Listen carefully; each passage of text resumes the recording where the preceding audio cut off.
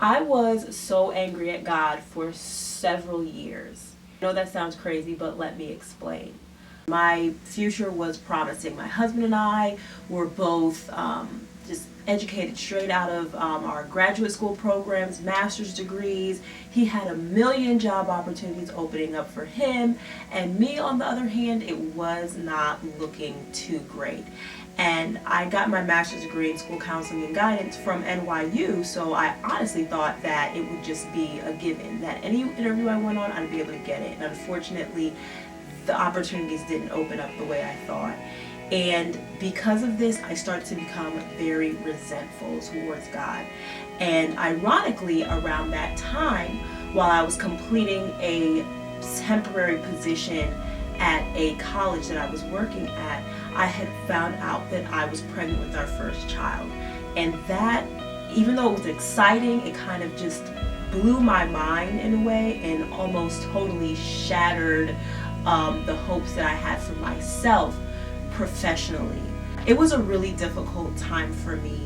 I continued to go on interviews, although I was pregnant and my stomach was growing, and I was traveling even further distances for interviews and not getting the opportunities that I wanted, not getting the pay rate that I was looking for and anticipating. And my husband and I just decided, you know what, maybe I should just wait until after our son was born for me to continue to pursue my job and starting my career. And after our son was born, I realized that I slipped into a state of depression. I realized that I was just feeling worthless. I didn't know what it was to just be a mom. I thought that being a mom was working. I saw my mother, and she worked hard. She was a single mom, and she was a nurse, and that her career was the thing that defined her. And I didn't know what to be if I wasn't a working woman. I didn't understand that is where I got my ideology from. The fact that I saw my mom, and that's what you do. You work, and that's the priority that you have in life, is to have that career. That was great, and although that was my role model, but that was her story. That was not the way that my life was going to unfold. So it was hard for me to separate myself, because I thought that I was supposed to be doing just what I saw growing up. I didn't want to do the mundane tasks of mothering and midnight feedings and diaper changes, and I felt like I should be doing more with my life. And as a result, I couldn't even appreciate the gift that God had given me, the ability to be a mother. And during that time, it was very difficult for me. I was obsessed with trying to find a job. Like, if I wasn't feeding and diapering and rocking my baby, I was on the internet searching for jobs, trying to be that person I thought I was supposed to be. And it really got in the way of me bonding with my son.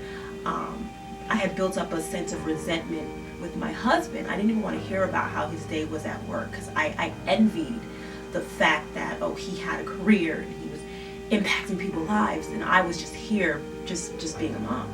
And I decided that what I need to do was, if I can't get a job in the field that I wanted to get a job in, then what I needed to do was switch career paths. And so that's what I did.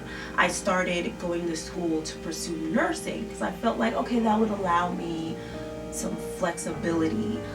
It would allow me to still do the mom thing and then have a career that was somewhat lucrative, because that was my passion. I had to be a career woman.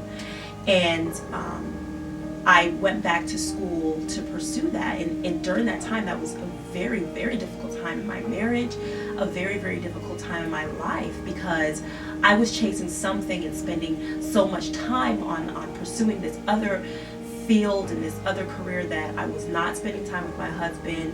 I was not spending time with my son. I made terrible decisions and horrible choices that just consequently really damaged my marriage at the time.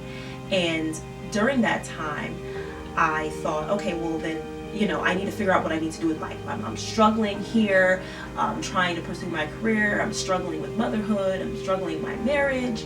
And I thought, maybe I should have another kid. Maybe if I had another kid, it would just fill this void that I had. So we actually started trying to conceive.